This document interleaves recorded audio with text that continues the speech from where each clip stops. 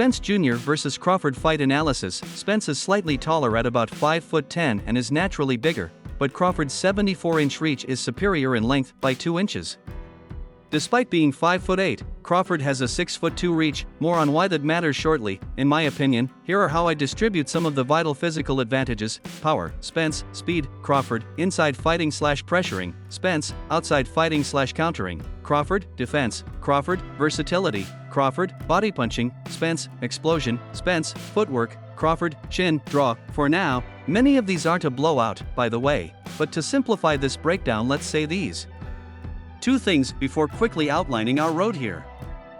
1. If you think Spence wins this fight, it's because you favor his size and strength, his reign at 147 pounds, and you think Crawford is too small and lacks the resume, which we'll get to shortly. You believe that Spence's pressure and power will ultimately be too much for Crawford. 2. If you favor Crawford, it's because you believe his all-around abilities that have, so far, translated at welterweight, will be too much for Spence.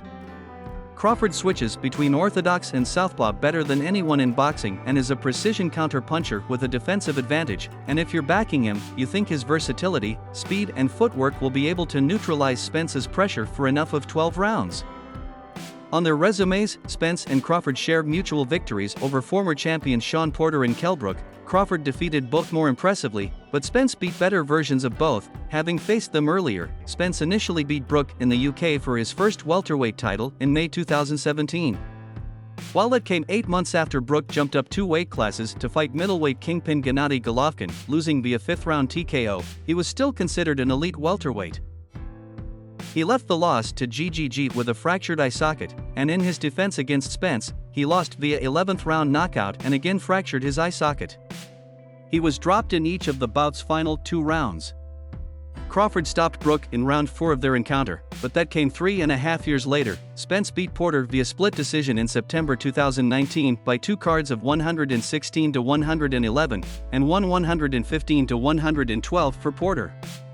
The bout unified Spence's IBF and Porter's WBC titles, and while Spence dropped Porter in round 11, it was clearly the Texan's toughest bout of his career and still is his best victory to date. Porter had 2 narrow losses at that point, to Brook and Keith Thurman in 2014 and 2016, respectively, but entered with wins over Adrian Broner, Danny Garcia, and Yadenis Ugas, among others. To that point, Crawford fought Porter a hair over 2 years later, 15 months after Porter's clean sweep unanimous decision win over undefeated Sebastian Formella, and became the only man to stop Porter, winning via 10th-round TKO after dropping him multiple times in the round.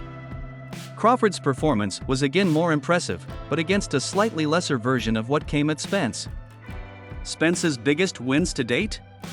Porter, Garcia, Ugas, Brook and Mikey Garcia, who was undefeated but moved up all the way from lightweight. Crawford's biggest wins to date?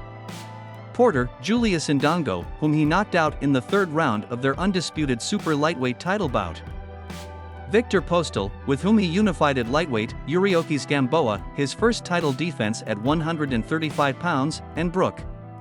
Indongo, Postal and Gamboa were all undefeated when facing Crawford, and none of them has reclaimed anything resembling their prior success post-Crawford. Now, for why you're here.